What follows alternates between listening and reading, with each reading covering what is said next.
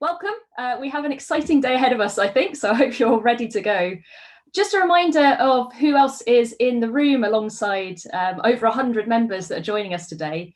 We do, of course, have our facilitation team back today, and they'll be continuing to host some of your small group conversations, as well as myself and Kayla, who will just be here in the main room. You'll see us throughout the process, letting you know basically what's going on and giving a few instructions throughout the days. We also have one of our conveners, Ruth, and if you remember, Ruth and Josh are our conveners for this process, as well as the producers who are working behind the scenes just to make sure that Zoom and everything else runs really smoothly, and the supports team who are there to basically help you if you have any technical issues or any problems throughout the day. So please do continue getting in touch with support if you need any help at all to participate. We also have a few people from the Secretariat, and of course, we'll be joined by our evidence leads, and you'll be hearing again from Ian a little bit later, who will be telling you a bit about the learning journey for the day. And just for those of you who are wondering, we will be pausing just before 11 a.m. today for anyone that would like to observe remembrance. So please do take that time around 11 o'clock today if you need to, but we will be pausing for a few minutes around 11. Okay, so I'm just going to talk to you just for a couple of minutes to give you a couple of reminders really about the process before we kick things off today. So just a reminder about why we're all here and the key question that we're discussing. That question is, how should Scotland change to tackle the climate emergency in an effective and fair way? And we'll keep reminding you about that question just to keep us laser focused on the task as we go along. So just a reminder that as an assembly, you have been tasked with providing a report to the Scottish Parliament in March that will present recommendations from this assembly about how this should be done, about how this question basically should be answered. And there is a commitment back from the Parliament, the Scottish Parliament, to debate and respond to the recommendations that you make. And we know from some of your feedback last night that many of you are on different stages of the journey, the learning journey, of thinking about this question, but also about climate change in general. And I'm sure as you've been in your small group discussions, you've seen a different range of experience and opinion and knowledge coming up. So for some of you, I imagine that concern about climate change is probably already part of your thinking about the world. And for others, it's maybe not something that you've really considered much before. This might be the first time that you've really engaged with the subject. Or even you might not think that it's really, or you might not really be sure that it is a big problem. And that's okay. The point of an assembly like this is to bring together a wide mix of people with different opinions, different experiences, different life experiences, and to share them together. So I imagine then again that some of you maybe feel like you know quite a lot about the impacts of climate change. So maybe you're hearing the presentations and some of that content seems familiar, and you're feeling ready to jump in already with some solutions and suggestions about what needs to be done. But it's really important to remember that, of course, a lot of you are also very new to this information. And you might be feeling a bit more nervous, perhaps, about how you can contribute to making effective recommendations about how Scotland could change and should change to tackle these issues. And that's absolutely fine. I mean, we said yesterday, I think, the word journey quite a few times, and it's true, this is a journey. So we do really recognise that for some people, this might feel a little bit overwhelming sometimes. But please do stick with it. We're going to bring each other along on this journey. And it was brilliant to see so many of you talking about bringing each other along and ensuring that people can take part and participate when we had discussions around the conversation guidelines yesterday. So, as highlighted yesterday, if you remember, we do have quite a bit of time together. We've got those 6 weekends booked in the diary already. And there is the opportunity for you to do more time together if you would like to before the final meeting is scheduled in. So there is the option to have a little more time if you feel like you would benefit from that. But over that time, over those 6 or 7 weekends, we're going to be working and learning together. And that together is a really important part. And we'll be bringing in a wide range of presenters, of perspectives, of information, so that you'll all be coming together to discuss and to hear from a wide range of views. And as Alan emphasised yesterday, if you remember in his presentation, learning from each other too. And of course, you bringing all of your personal opinions, all of the things that you're learning, spending that time reflecting is super important. So basically, this assembly is going to be learning about climate issues. You're going to be considering and discussing them in depth, and you're going to be reaching informed and considered collective recommendations by the end. And just a reminder again that the process does aim to give you the time and the resources to understand an issue from a range of perspectives and to interact with the views of others before committing to opinions. So yeah, please do approach it in that way. And again, you know, Citizens Assembly, it's a journey and we're just at the beginning. And do remember that we are just at the beginning and we're in really that learning phase right now.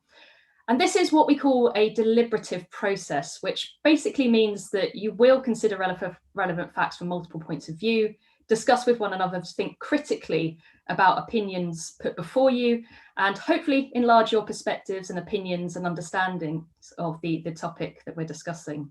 So as we do move through those weekends, you can expect to be building up a collective knowledge, getting deeper into really exploring different viewpoints and opinions, and finally deliberating together about what you think would be best ways for Scotland to tackle the climate emergency in ways that are both fair and effective.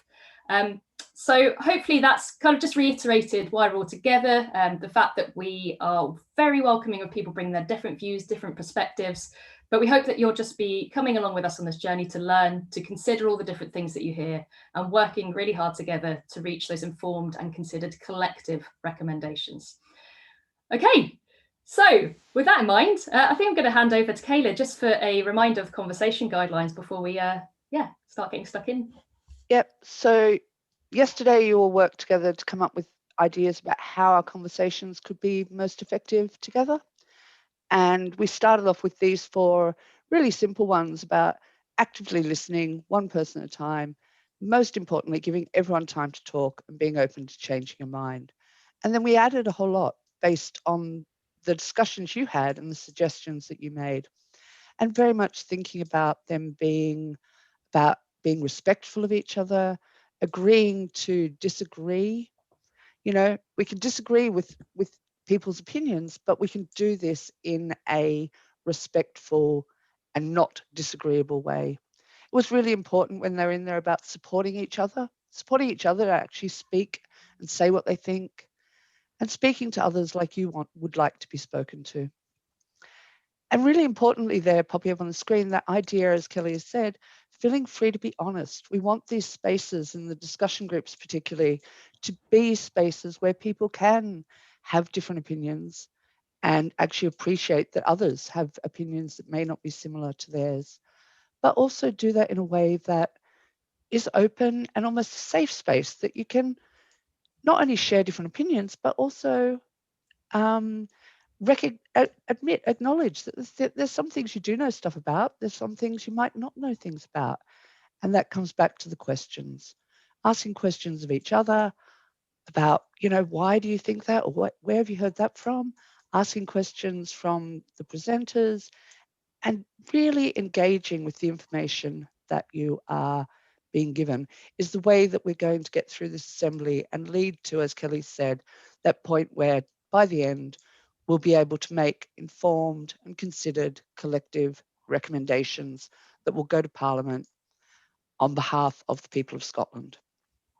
So that's just enough of the reminder of the conversation guidelines. I just have one other thing that I want to say before we move into the main topic for today, is just to thank the members who have looked at the research information overnight and who've agreed to become part of the research process.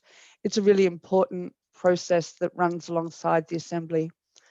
As we said yesterday, it's valuable not only to look at how citizen assemblies like this can contribute to this idea of doing politics differently in Scotland, but also provides really useful information to the team that are planning the meetings about how you're finding it, how it's going, and enables us to ensure that you all have the best possible experience of being an Assembly member.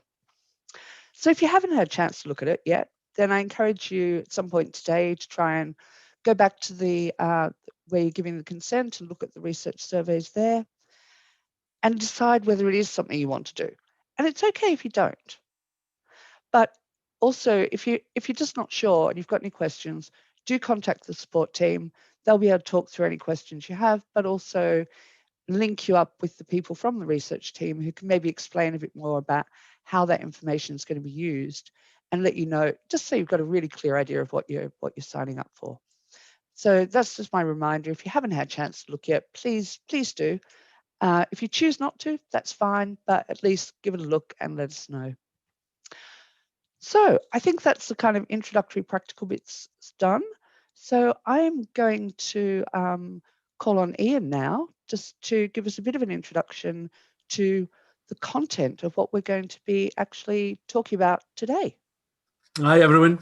I hope yesterday was fun. I know it's very serious, the issues that we're kind of dealing with, but the really key thing is that we make this engaging for you, because the assembly really is the critical element is that you're interested in exploring these arguments with us. So yesterday was all about trying to give the scientific context to what the problem is, establishing the solid evidence and consensus that human activity is actively, rapidly changing the climate in our environment.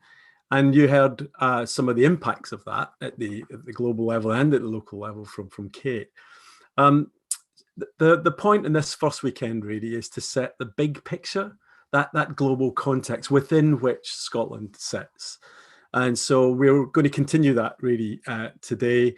And what we're going to be looking at is looking at the issue from an international context and thinking about what that means for Scotland. So that global sense of a climate emergency and the many declarations that have been made around that, how Scotland is part of those declarations, and then what the Assembly can do about it, really thinking about how we energise you to think about your role in all of this. So if we look in the afternoon, we'll look at two different dimensions of how people, countries are responding to the climate issues. So we'll look at adaptation, which is how are people and communities and economies and everything adapting to the reality that the climate change is coming. And then also mitigation, which is about reducing our emissions to minimize the future effects of climate change. But in terms of what we're going to meet first, it is that idea of that international context around climate change. So what we want to do is provide context for climate action, both domestically, so UK, Scotland, and internationally, and look at, that means two things, in essence, the international agreements that are out there and the Scottish targets, the climate targets. And it's those targets that are going to be the tool for action. So what I'm going to do is introduce a presentation that I've made, and then we'll use that presentation to send you off to a discussion in breakout groups, and we'll come back for a Q&A. But if we can run the presentation about those international agreements and the global context, that'd be great. Thanks.